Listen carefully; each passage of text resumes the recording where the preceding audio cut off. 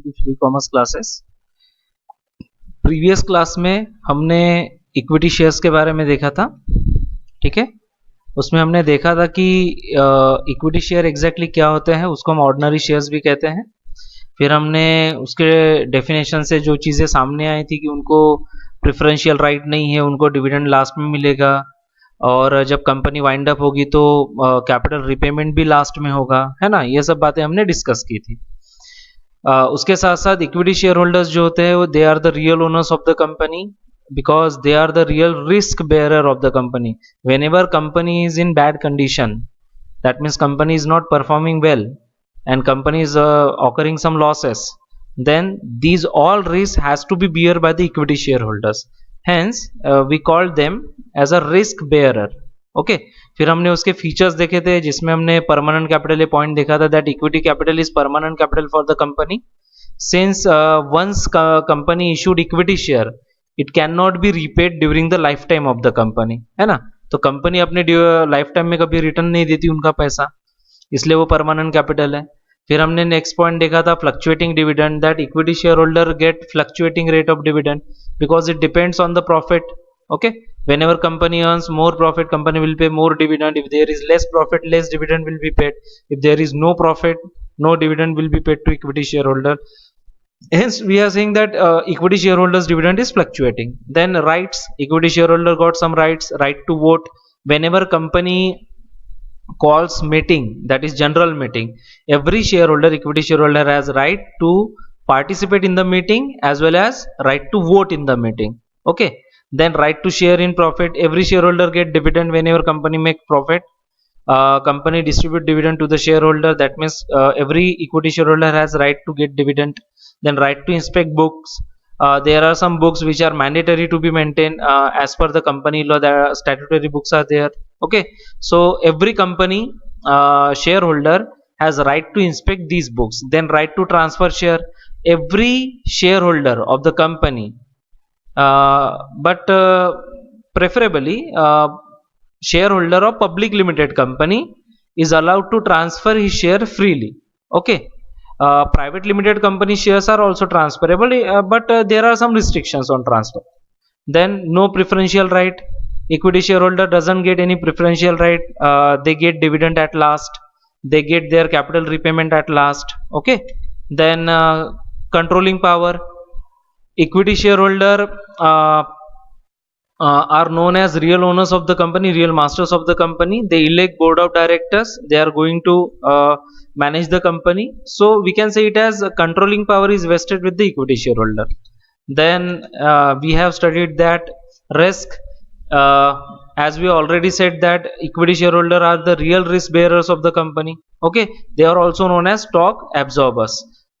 Then residual claimant, as we already said earlier, whenever company is going to pay dividend and whenever is company going to repay capital of all the stakeholders or investors in the condition of winding up of the company, equity shareholders stand last at the payment of dividend and at the payment of capital repayment.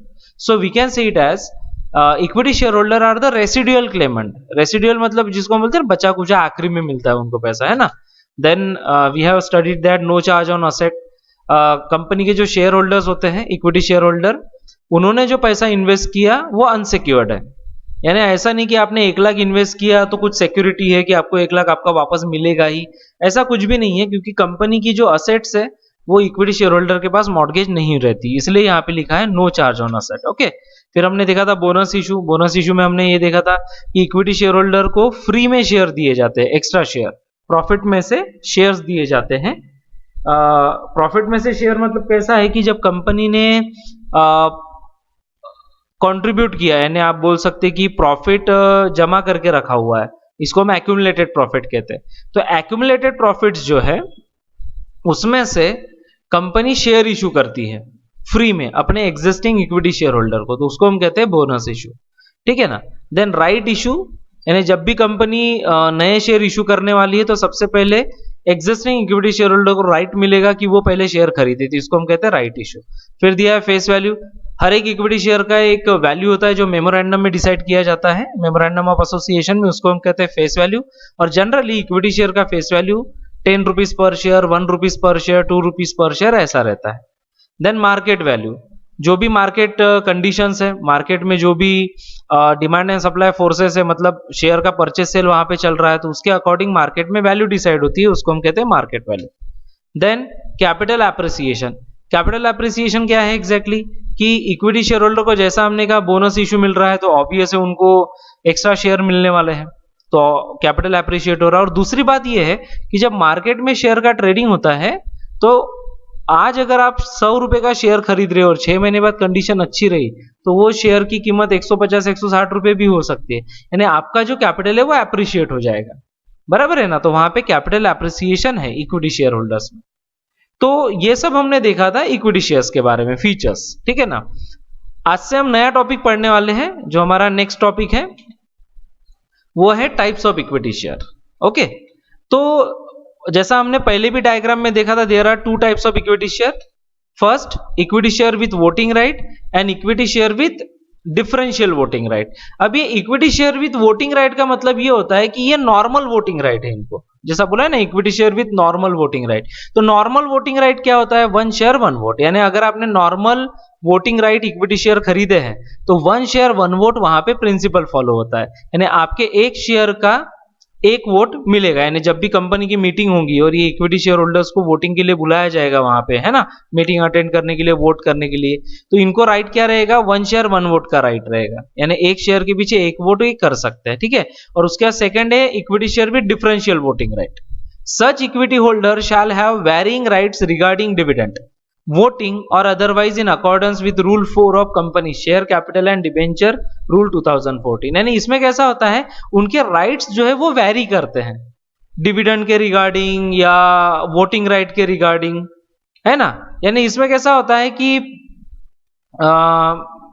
मतलब ऐसे shares होते हैं कि जिनको voting power नहीं दिया जाता लेकिन उनको डिविडेंड ज्यादा मिलता है, ठीक है। देखो यहाँ पे लिखा है दस company can issue share with limited voting rights और नो वोटिंग राइट। यानी कैसा रहता है, लिमिटेड वोटिंग राइट रहेगा या वोटिंग राइट नहीं रहेगा ये equity share with differential voting right में। यानी कैसा है, अभी नॉर्मल जो वोटिंग राइट की मैं बात कर रहा हूं तो उसमें कैसा है 1 शेयर 1 वोट। तो ये जो है equity share with differential voting right, तो इसमें कैसा रहेगा कि इनके वोटिंग राइट डिफर करेंगे, यानी 1 शेयर 1 वोट की बजाय 1 शेयर 2 वोट्स इनको मिलेगा, बराबर है, 1 शेयर 2 वोट रहेगा, या कम भी रह सकता है 2 share 1 vote, sorry 1 share 2 vote तो नहीं रहेगा, 2 शेयर 1 वोट रहेगा, लेकिन इनको डिविडेंड ज्यादा दिया जाएगा, ठीक है। तो ये कंपनी क्या करती है, कंट्रोलिंग पावर अपने हाथ में रखने के लिए ऐसे शेयर्स इशू कर सकती है, ठीक है। तो ये थे टाइप्स ऑफ इक्विटी शेयर, इसमें ज्यादा डिटेल में हमें पढ़ना नहीं है। 2 टाइप के शेयर है, एक normal voting right 1 share 1 vote principle है, और shares with differential voting right, यहाँ पे क्या रहेगा, एक शेयर को एक वोट नहीं मिलेगा, जैसा 2 या 5 शेयर मिलके एक वोट रहेगा, लेकिन इनको डिविडेंड ज्यादा दिया जाएगा। तो यहाँ पे हमारा इक्विटी शेयर का टॉपिक कंप्लीट होता है, ठीक है। तो जब हमने ओन कैपिटल देखा था, बेसिकली अभी हम जो टॉपिक पढ़ रहे हैं वो ओन कैपिटल पढ़ रहे हैं। ओन कैपिटल में फिर हमने शेयर ये टॉपिक स्टार्ट किया था। शेयर में हमने 2 टाइप के शेयर देखे थे, इक्विटी शेयर और प्रेफरेंस शेयर। तो इक्विटी शेयर का मीनिंग हमने डिस्कस किया, इक्विटी शेयर में फिर हमने उसके फीचर्स देखे और अभी हम टाइप्स देखे, है ना। तो यहां पे इक्विटी ये टॉपिक कंप्लीट हो जाता है। अभी नेक्स्ट टॉपिक हम स्टार्ट कर रहे हैं प्रेफरेंस शेयर, ठीक है ना।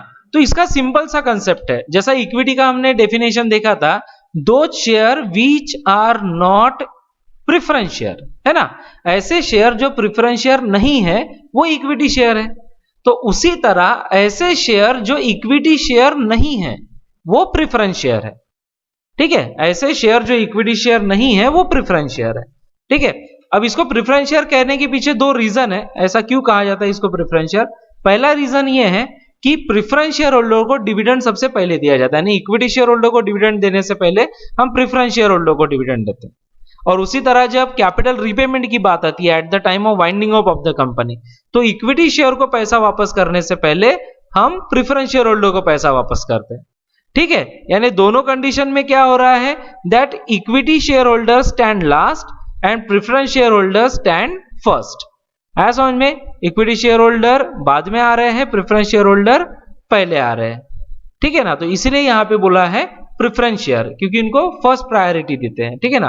As the name indicate this share have certain preferential right. देखो नाम ही जैसा दिया है ना यहाँ पे प्रेफरेंस शेयर, यहाँ पे नाम दिया हुआ है प्रेफरेंस शेयर, तो इससे हमें क्या पता चलता है, प्रेफरेंशियल राइट्स, उनको कुछ प्रेफरेंशियल राइट्स दिए गए हैं distinct from those attach to equity share, distinct from those attach to equity share holder, यानी जो इक्विटी शेयर होल्डर को राइट मिलते हैं ना, उनसे ज्यादा राइट हम दे रहे हैं प्रेफरेंस शेयर होल्डर को, ठीक है। The share which carry following preferential right are termed as preference share.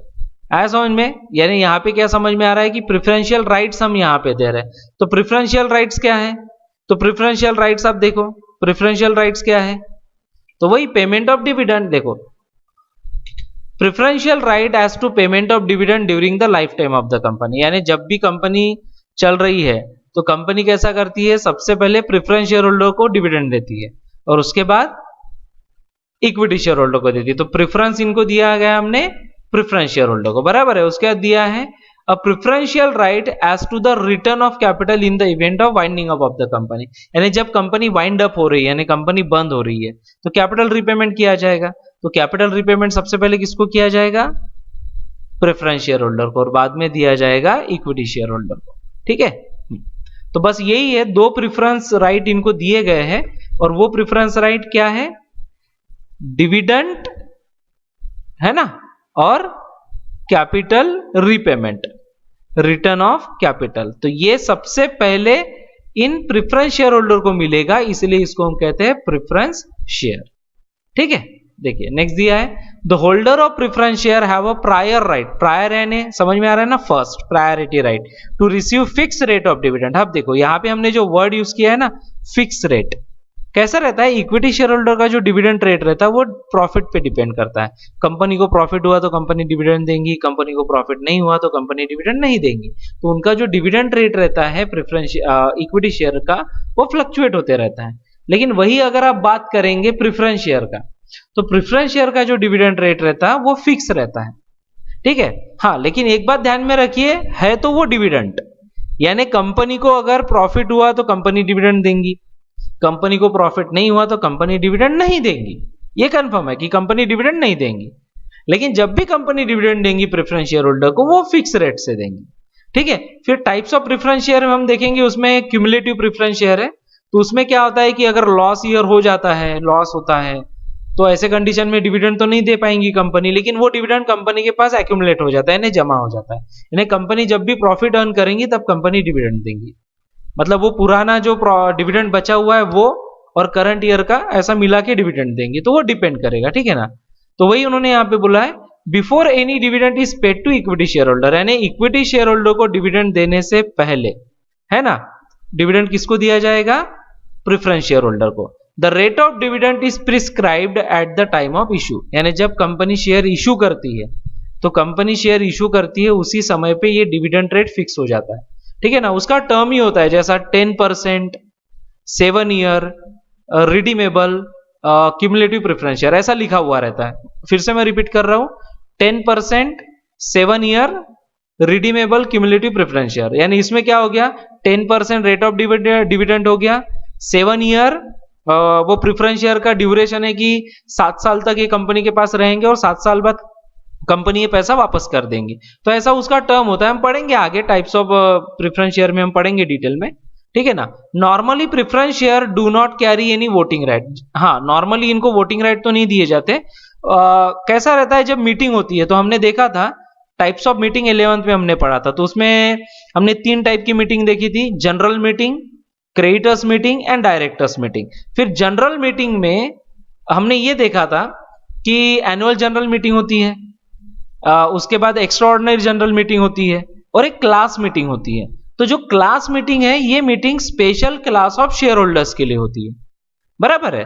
तो उसमें आते हैं प्रेफरेंस शेयर, तो जब इनके लिए मीटिंग ली जाती है तब इनको बुलाया जाता है और उसमें वो वोट कर सकते हैं। तो दे have voting right only on matters which affect their interest such as selling of undertaking or changing rights of preference share etc, or they get voting right in dividend remain if dividend remain unpaid। यानी कैसा है कि इनसे related कुछ matter discuss हो रहे हैं तो उस मीटिंग में इनको बुलाया जाता है और ये उस मीटिंग में वोट कर सकते हैं, ठीक है, ऐसा है। Then the preference share holder are co owners of the company but not controller. हाँ, वो कंट्रोलर नहीं है क्योंकि उनको नॉर्मल वोटिंग राइट नहीं है ना, दे आर को ओनर, अल्टीमेटली शेयर है, they are owners definitely, because they are not the we can say it as lenders to the company. Okay, उन्होंने कंपनी को मनी उधार नहीं दिया हुआ है, they invested in company as a stake holder, but they are not controllers of the company because they doesn't have normal voting right. Okay, these share are purchased by conscious investors. हाँ, अब ये कैसा है कि equity share में अगर आप investment करते हो तो उसका कैसा है कि मार्केट में रेट बदलते रहता है। प्रेफरेंस शेयर का कैसा है, मार्केट में रेट उतना बदलता नहीं है क्योंकि मार्केट में इसका ट्रेडिंग बहुत कम होता है या ना के बराबर आप बोल सकते, होता ही नहीं है। तो ये रीजन होने की वजह से इसका जो रेट है वो फिक्स ही रहता है जनरली। तो जो कॉन्शियस इन्वेस्टर है, जो रिस्क नहीं लेना चाहता लेकिन उसको रेगुलर इनकम चाहिए, मतलब जैसा समझ लीजिए कि आपने 1 लाख इन्वेस्ट किया है और आपको 10% डिविडेंड मिलने वाला है, तो 10% हर साल मिलेगा और आपका 1 लाख का वैल्यू भी डेप्रिशिएट नहीं होगा। तो ऐसे इन्वेस्टर्स जो होते हैं ना, कॉन्शियस इन्वेस्टर, कॉन्शियस का मतलब समझ में आ रहा है ना, संभल के काम करने वाले, रिस्क नहीं लेने वाले, तो प्रेफरेंस शेयर में वही लोग इन्वेस्ट करते हैं। ठीक है, ठीक है। नेक्स्ट देखते हैं फिर फीचर्स ऑफ प्रेफरेंस शेयर। तो फीचर्स में क्या है, अभी जो हमने डिस्कस किया वही पॉइंट्स इसमें फीचर्स में दिए हुए हैं। पहला दिया है preference for dividend. Preference share को प्रेफरेंस शेयर इसलिए कहा जाता है क्योंकि उनको डिविडेंड पहले मिलता है, तो वही दिया है preference for dividend. Preference share have the first charge on the distributable amount of annual net profit. The dividend is payable to preference shareholder before it is paid to equity shareholder. ये तो हमने पहले भी discuss किया था। अभी distributable amount of annual net profit का मतलब ये है कि कंपनी को जो प्रॉफिट होता है उस प्रॉफिट में से सबसे पहले कंपनी को इंटरेस्ट देना पड़ता है, फिर गवर्नमेंट को टैक्स दे देगा, फिर कुछ मैंडेटरी रिजर्व्स होते हैं, जनरल रिजर्व एक्सेट्रा, तो वो सब बनाने पड़ते हैं और उसके बाद जो बच जाता है पैसा जो आप डिस्ट्रीब्यूट कर सकते हो, है ना, शेयर होल्डर को, तो उसमें से सबसे पहले प्रेफरेंस शेयर होल्डर को डिविडेंड दिया जाता है, इसलिए उनको बोला है प्रेफरेंस फॉर डिविडेंड। ठीक है, नेक्स्ट दिया है preference for repayment of capital, यानी कंपनी जब भी वाइंड अप होंगी, कंपनी बंद होंगी, तो ऐसे कंडीशन में सबसे पहले हम किसको पेमेंट करने वाले हैं, प्रेफरेंस शेयर होल्डर को। सबसे पहले मतलब समझिए आप, इक्विटी शेयर होल्डर को पैसा देने से पहले प्रेफरेंस शेयर होल्डर को देना है। वैसे देखा जाए तो सबसे पहले पेमेंट जो होता है वो जिन लोगों से हमने लोन लिया उनको दिया जाता है, लेकिन प्रेफरेंस शेयर्स की बात हो रही है ना यहाँ पे, तो दो टाइप के शेयर है, इक्विटी और प्रेफरेंस। तो इक्विटी को पेमेंट करने से पहले हम प्रेफरेंस शेयर होल्डर को पेमेंट करेंगे, ये ऐसा है। ठीक है, उसके बाद दिया हुआ है फिक्स रिटर्न। ये हमने पहले ही डिस्कस किया था कि प्रेफरेंस शेयर होल्डर को जो डिविडेंड मिलता है उसका रेट फिक्स रहता है, इक्विटी शेयर का फ्लक्चुएटिंग रहता है, प्रेफरेंस का फिक्स रहता है। ठीक है ना, देखो these share carry dividend eight fix rate, मतलब इनका जो डिविडेंड रेट है वो फिक्स रहता है। The rate of dividend is pre determined eight the time of issue, यानी जब कंपनी शेयर इशू कर रही है उसी समय पे पहले से डिसाइड हो जाता है रेट ऑफ डिविडेंड क्या रहेगा। ठीक है ना, then the preference shareholder are entitled to dividend which can be paid only out of profits. If the director in financial crisis decide not to pay dividend, the preference shareholder have no claim for dividend. मैंने आपको पहले ही बोला था कि ultimately ये है dividend. Whenever company makes profit, company will pay dividend. If there is no profit, company will not pay any dividend. ठीक है, क्लियर समझ में आ रहा है? तो एक बात समझ लीजिए आप कि कंपनी जो है वो डिविडेंड कब देती है, प्रॉफिट के वक्त ही डिविडेंड देती है। ठीक है, उसके बाद दिया है nature of capital. Nature of capital यानी समझ में आया आपको, नेचर ऑफ कैपिटल ये कंपनी का परमानेंट कैपिटल नहीं है क्योंकि ये रिडम्पशन के साथ आता है। ठीक है ना, और रिडम्पशन के साथ आता मतलब कैसा, उसका जो क्या कहेंगे डेट है रीपेमेंट का वो पहले से ही फिक्स रहता।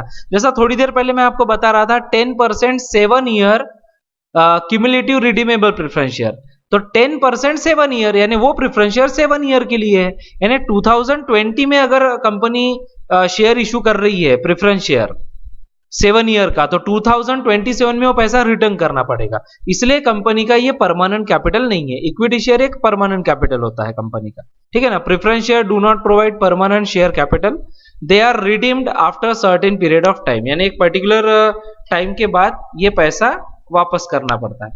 ठीक है ना, then Preference capital is generally raised at a later stage when the company gets established. These shares are issued to satisfy the need of additional capital of the company. अब देखो इनिशियल लेवल पे तो preference share issue नहीं होते generally, ऐसा कोई rule नहीं है, लेकिन एक बात बता रहा हूं मैं कि जनरली ऐसा नहीं होता है, मतलब प्रेफरेंस शेयर इनिशियल लेवल पे इशू नहीं होते। अब कंपनी चल रही है, 10-15 साल कंपनी को हो गए, कंपनी को एडिशनल कैपिटल की रिक्वायरमेंट है, तो फिर कंपनी प्रेफरेंस शेयर इशू करके एडिशनल कैपिटल ला लेती है, ठीक है। Preference share capital is safe capital as the rate of dividend and market value does not fluctuate. ये पहले ही मैंने आपको बताया था कि मार्केट वैल्यू इसका फ्लक्चुएट होता नहीं है और डिविडेंड भी फ्लक्चुएट नहीं होता, फिक्स रहता है ना। तो सेफ कैपिटल है, कॉन्शियस इन्वेस्टर्स इसमें इन्वेस्ट करते हैं, मतलब जो रिस्क नहीं लेना चाहते। देन मार्केट वैल्यू क्या है, तो देखिए आप, प्रेफरेंस शेयर का जो मार्केट वैल्यू है वो जनरली चेंज नहीं होता है ना, वो चेंज नहीं होता। जैसा इसका जो फेस वैल्यू होता है वो 100 रुपए रहता है जनरली, मतलब इसका ज्यादा रहता है, इक्विटी शेयर का 1 रुपए 10 रुपए फेस वैल्यू रहता, तो प्रेफरेंस शेयर का फेस वैल्यू जनरली 100 रुपए रहता है, 100 रुपीज पर शेयर होता है, और इसका मार्केट में ट्रेडिंग ना के बराबर है या होता ही नहीं है। तो आप ऐसा समझ लो कि मार्केट में इसका ट्रेडिंग हो नहीं रहा, तो मार्केट में वैल्यू फ्लक्चुएट होने का सवाल ही नहीं आता। तो इसका जो वैल्यू है मार्केट में वो फ्लक्चुएट नहीं होता, कांस्टेंट रहता है, इसलिए यहां पे कैपिटल एप्रिसिएशन का कोई चांस ही नहीं है ना के बराबर है समझ लो, ठीक है। इक्विटी शेयर में जैसा चांस है ना, इसमें नहीं है। Then voting right, preference share holder को नॉर्मल वोटिंग राइट नहीं रहता है, बराबर ये हमने पहले भी डिस्कस किया था कि प्रेफरेंस शेयर होल्डर को नॉर्मल वोटिंग राइट नहीं रहता। प्रेफरेंस शेयर होल्डर को उनके रिगार्डिंग जब मीटिंग ली जाती है बस उसी में उनको वोटिंग राइट मिलता है ना, तो वो बोला है उन्होंने, they have voting rights on any resolution of the company directly affecting their rights, है ना। जैसा एग्जांपल दिया है, change in terms of repayment of capital dividend payable to them are in arrear for last 2 consecutive year etcetera, यानी 2 साल से dividend बाकी है ना, और अब कंपनी वो डिविडेंड देना नहीं देना ये सोच रही है ना। तो ये सब जो उनसे रिलेटेड कुछ टॉपिक्स है जो डिस्कस होने वाले हैं, तो उसी में वो वोट कर सकते हैं, ठीक है ना। देन रिस्क, इस शेयर्स में यानी आप बोल सकते हैं प्रेफरेंस शेयर में रिस्क ना के बराबर है, क्योंकि इसका डिविडेंड रेट फिक्स है, मार्केट वैल्यू फ्लक्चुएट नहीं हो रहा, मतलब सिंपल सी बात है, रिस्क ना के बराबर इसमें है, बराबर है। तो रिस्क बहुत ही कम है, यानी कंपनी बहुत अच्छा परफॉर्म कर रही है तो इनको बहुत ज्यादा प्रॉफिट होगा, या कंपनी बुरा परफॉर्म कर रही थी इनको बहुत ज्यादा लॉस होगा, ऐसा कुछ भी नहीं है। इनका डिविडेंड रेट जनरली फिक्स रहता है, ठीक है ना, और फ्लक्चुएट, और इनका जो फेस वैल्यू है वो भी फ्लक्चुएट नहीं होता। और रही बात कैपिटल रिपेमेंट की, तो इक्विटी शेयर होल्डर को पैसा देने से पहले हम इनको पैसा दे रहे हैं, मतलब सभी देखा जाए तो सभी मायने में ये सेफ ही है, तो रिस्क बहुत ही कम है ना। देन फेस वैल्यू, अभी मैं थोड़ी देर पहले आपको बता रहा था कि इक्विटी शेयर का फेस वैल्यू जैसे 10 रुपए पर शेयर या 1 रुपए पर शेयर होता है, तो इक्विटी शेयर का प्रेफरेंस शेयर का face value generally 100 rupees per share होता है, जनरल है, ऐसा मत समझो कि 100 रुपीज ही होता है, इसलिए उन्होंने बोला यहाँ पे they are normally issued at a face value of ₹100, okay. Generally इसका फेस वैल्यू 100 रुपए होता है, जनरल एक कंसेप्ट है। देन राइट और बोनस इशू हमने पहले ही देखा था, जैसा राइट इशू होता है, बोनस इशू होता है, तो ये इक्विटी शेयर होल्डर को मिलता है। अब राइट इशू यानी क्या कि जब कंपनी नए शेयर इशू करेंगी तो सबसे पहले एग्जिस्टिंग इक्विटी शेयर होल्डर को शेयर देंगी। कंपनी जब बोनस इशू करेंगी तो सबसे पहले बोनस इशू करेंगी तो इक्विटी शेयर होल्डर को फ्री में शेयर मिलेंगे, है ना। तो ऐसे कोई राइट प्रेफरेंस शेयर होल्डर को नहीं रहते ना, उनको राइट इशू मिलता है, तो बोनस इशू तो दूर की बात है, वो तो मिलता ही नहीं है, ठीक है। तो ये राइट्स इनको नहीं दिए गए हैं। देन नेचर ऑफ इन्वेस्टर, यहां पे जैसा हमने कहा था कि यहां पे इन्वेस्टर कौन होते हैं, वही conservative conscious investor, they are who are not ready to take risk, है ना। ऐसे जो इन्वेस्टर्स होते हैं वही लोग प्रेफरेंस शेयर में इन्वेस्ट करते हैं, अदरवाइज बाकी लोग प्रेफरेंस शेयर में इन्वेस्ट नहीं करते। जो रिस्क लेना चाहते हैं वो लोग इसमें इन्वेस्ट नहीं करते, ठीक है ना। जिनको एक स्टेडी रिटर्न चाहिए, कांस्टेंट रिटर्न चाहिए, ऐसे लोग यहाँ पे इन्वेस्ट करते हैं। तो ये है preference share attract moderate type of investor who are conservative समझ में आ रहा है ना आपको, they are not ready to take risk, okay. Conscious है ना, संभल के चलने वाले, है ना, जो बोलते हैं ना फूक के कदम रखने वाले, रिस्क नहीं लेना चाहते, है ना। Interested in safety of capital, मतलब जिनको रिस्क नहीं लेना है, भैया अपना कैपिटल सेफ रहेगा तो भी चलेगा, ठीक है ना। अब जैसा देखो, आप बैंक में फिक्स डिपॉजिट करो 1 लाख रुपए का, बैंक आपको 1 लाख के ऊपर 7.5-8% फिक्स डिपॉजिट पे इंटरेस्ट देती है, बराबर है। लेकिन वही अगर आप शेयर मार्केट में इन्वेस्ट करते तो बैंक आपको 7.5-8% एक साल में देंगी। शेयर मार्केट में ऐसा है कि ये आप 2-3 दिन में ही कमा सकते हो, लेकिन वो रिस्क भी है, कम भी हो सकता है। बैंक में कैसा, आपका 1 लाख कम नहीं होगा, वो बढ़ेगा ही। शेयर मार्केट में कम हो सकता है। तो प्रेफरेंस शेयर में ऐसा ही रहता है कि आप इसमें इन्वेस्ट करो तो आपका पैसा कम नहीं होगा, बढ़ेगा, ठीक है, डिविडेंड मिलेगा आपको, लेकिन फिक्स रहेगा कि कितना आपको एक्स्ट्रा मिल सकता है ना। ऐसे लोग ही इसमें इन्वेस्ट करते हैं, ठीक है। तो ये थे features of preference share. Okay, अभी हम पढ़ेंगे टाइप्स ऑफ प्रेफरेंस शेयर। एकदम सिंपल है, there are 8 types of preference share, ठीक है। उसमें पहला है क्यूमुलेटिव और दूसरा है नॉन क्यूमुलेटिव प्रेफरेंस शेयर, ठीक है। ये डिटेल में मैं समझाता हूं आपको। उसके बाद दिया है participating and non participating preference share, ठीक है। फिर पांचवा है convertible preference share and non convertible preference share, okay. और उसके बाद है redeemable preference share and irredeemable preference share. तो ऐसे टोटल 8 टाइप के शेयर्स है। अब इसको डिटेल में पढ़ते, एकदम सिंपल है। पहले बात आप समझ लीजिए, प्रेफरेंस शेयर है, ओके, लेकिन इनके जो राइट्स है थोड़े कम ज्यादा होंगे अभी, तो इसलिए उनके टाइप बन गए। तो वो राइट्स क्या है, तो चलो हम पढ़ते हैं। पहला क्यूमुलेटिव प्रेफरेंस शेयर। क्यूमुलेटिव ये एक्यूमुलेशन से आया हुआ है, देखो यहां पे बोला है ना एक्यूमुलेटिंग, बराबर है, एक्यूमुलेटिंग। एक्यूमुलेटिंग का मतलब क्या है, देखो जैसा अभी मैं थोड़ी देर पहले आपको बोल रहा था, that preference share holder have fix rate of dividend, okay, but it is a dividend, ultimately it is a dividend. Whenever company makes profit, company will pay dividend, okay. If there are losses, company will not pay any dividend. मतलब loss हो रहा है तो company dividend देंगी नहीं, ये भी confirm हो गया, बराबर है। अब कैसा है कि लॉस ईयर के डिविडेंड का क्या, तो ये जो क्यूमुलेटिव प्रेफरेंस शेयर्स होते हैं ना, इनका जो लॉस ईयर का डिविडेंड है वो कंपनी के पास एक्यूमुलेट हो जाता है, यानी जमा हो जाता है। यानी आप समझ लीजिए कि 2020 जैसा अभी चल रहा है, तो ये बहुत प्रॉब्लमेटिक ईयर है, आपको दिख ही रहा है, बहुत सारे बिजनेसेस बंद है। तो इस साल समझ लो कंपनी को लॉस हुआ, तो कंपनी ने डिविडेंड नहीं दिया। अब 2021 आएगा, 2021 में अच्छा कंपनी परफॉर्म कर रही है, तो कंपनी क्या करेंगी, 2020 का डिविडेंड और 2021 का डिविडेंड, दोनों डिविडेंड 2021 में दे देंगी कंपनी। तो ये जो राइट मिलता है ये सिर्फ क्यूमुलेटिव प्रेफरेंस शेयर होल्डर को मिलता है, इसीलिए उसको क्यूमुलेटिव कहा गया है। मतलब उनका डिविडेंड कंपनी के पास जमा रह जाता लॉस ईयर का, ठीक है। Cumulative preference share are those shares on which dividend goes on accumulating until it is fully paid. This means if the dividend is not paid in 1 or more year due to inadequate profit, मतलब company को profit नहीं मिल रहा, कम profit, इनएडिक्वेट यानी जितना चाहिए उतना नहीं है, तो वो डिविडेंड कंपनी के पास जमा हो जाता है। Then this unpaid dividend gets accumulated, यानी वो कंपनी के पास जमा हो रहा है।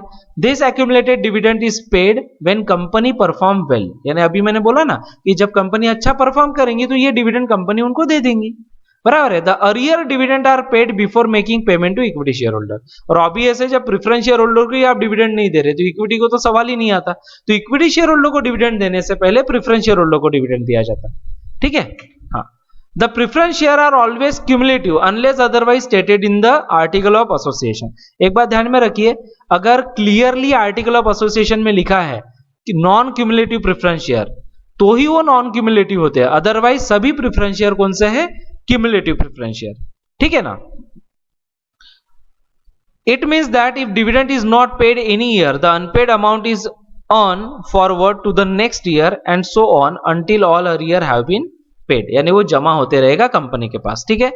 और नॉन क्यूमुलेटिव प्रेफरेंस शेयर इसका अपोजिट रहेगा, यानी ऐसे प्रेफरेंस शेयर जिनका डिविडेंड कंपनी के पास एक्यूमुलेट नहीं होगा, यानी लॉस ईयर का एक्यूमुलेट नहीं होगा, ओके। यानी कंपनी तभी डिविडेंड देंगी जब कंपनी को प्रॉफिट हुआ, और कंपनी को प्रॉफिट नहीं होगा तो कंपनी डिविडेंड देंगी नहीं, और वो डिविडेंड कंपनी के पास जमा भी नहीं रहेगा, यानी उस साल का, उस ईयर का डिविडेंड लॉस हो जाएगा, है ना। मतलब it will be lost for ever, it will not be accumulated and share holder gets lost, okay.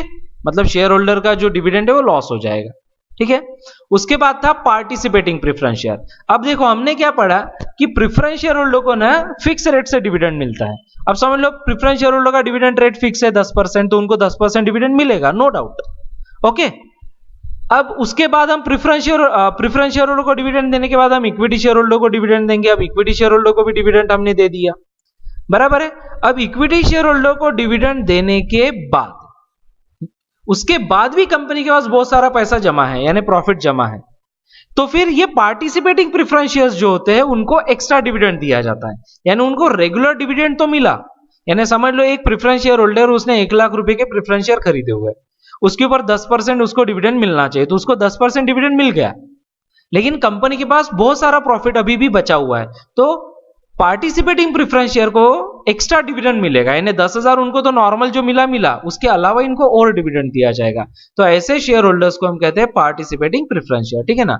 The holders of these share are entitled to participate in surplus profit, बराबर है। मतलब ये surplus profit में participate कर सकते हैं। अभी जो मैंने बोला ना, surplus profit beside preferential dividend, यानी इनको डिविडेंड देने के बाद भी ये सरप्लस प्रॉफिट में पार्टिसिपेट करेंगे, इनको मिलेगा। The surplus profit which remain after the dividend has been paid to equity share holder up to certain limit, it distributed to preference share holder, ठीक। यानी एक पर्टिकुलर लिमिट तक हम इक्विटी शेयर होल्डर को dividend देंगे और उसके बाद फिर प्रॉफिट बचा हुआ है तो उसमें से प्रेफरेंस शेयर होल्डर को एक्स्ट्रा डिविडेंड देंगे, उसको हम कहते हैं पार्टिसिपेटिंग प्रेफरेंस शेयर, ठीक है। फिर नेक्स्ट है नॉन पार्टिसिपेटिंग प्रेफरेंस शेयर, यानी ऐसे प्रेफरेंस शेयर जिनको रेगुलर डिविडेंड मिलेगा, बराबर है। यानी जो रेगुलर डिविडेंड मिलना है उनका जो राइट है वो उनको मिलेगा, लेकिन उनको अलग से एक्स्ट्रा डिविडेंड नहीं मिलेगा, तो ये होते हैं नॉन पार्टिसिपेटिंग प्रेफरेंस शेयर, ठीक है। कन्वर्टिबल प्रेफरेंस शेयर, ये कन्वर्टिबल प्रेफरेंस शेयर कैसे होते हैं कि जैसा शेयर इशू हुए हैं तो वो प्रेफरेंस शेयर है, ओके, और 5 ईयर कन्वर्टिबल प्रेफरेंस शेयर है। यानी 2020 में हमने प्रेफरेंस शेयर इशू किए, 2025 5 साल हो गए, तो ये प्रेफरेंस शेयर सर्टिफिकेट कैंसिल करके हम उनको इक्विटी शेयर सर्टिफिकेट दे देंगे। यानी अब वो कंपनी के प्रेफरेंस शेयर होल्डर नहीं रहे, अब वो कंपनी के इक्विटी शेयर होल्डर हो जाएंगे।